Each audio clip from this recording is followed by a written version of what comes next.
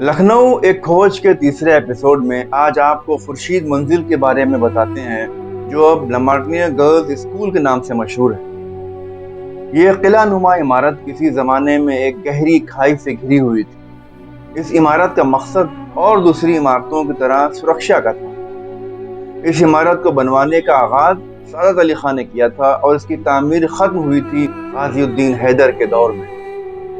कहा यह भी जाता है कि सादत अली खान ने इस इमारत को अपनी बीबी खुर्शीद ज़ादी के लिए बनवाना शुरू किया था, मगर फिर उनकी वफात के बाद उनके बेटे गाजिउद्दीन हैदर ने 1818 में इसको तकमील किया था।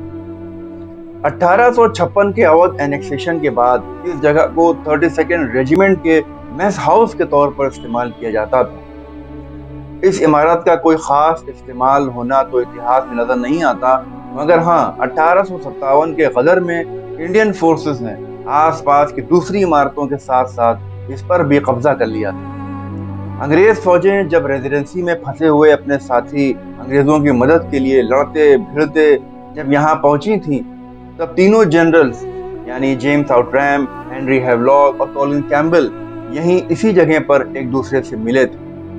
तीनों ने यहीं पर एक दूसरे से हाथ मिलाए थे।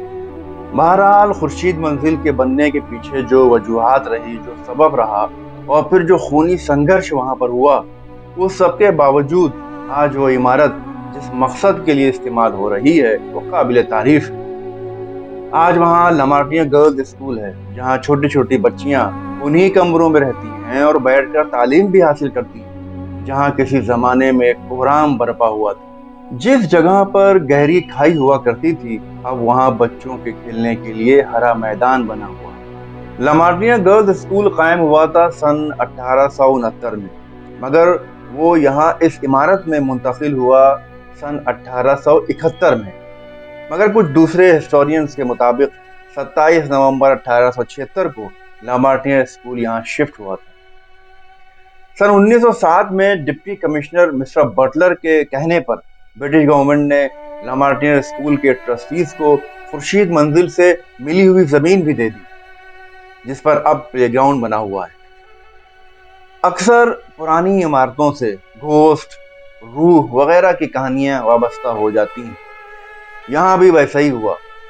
यहाँ अक्सर एक अंग्रेज औरत का जिक्र लोग करते हैं, जो कि सुरमई या नीले कपड़ों में यहाँ के वीरान पुराने हिस्सों में दिखा करती है। अक्सर तो कुछ बच्चे टॉयलेट्स में जाने से भी डरते हैं कि वहाँ ऐसा उन्हें कुछ महसूस होता है, मगर ऐसा कुछ भी नहीं होता। कोई भूत या आत्मा, रूह वगैरह दुनिया में नहीं होती। मैं तो कितनी अनजान वीरान जगहों पर गया हूँ, मुझे तो कभी कोई भी नहीं मिला। असल में असली भूत तो हम इंसान ही हैं, जिन्होंने पूरी दुनिया को डरा रखा है।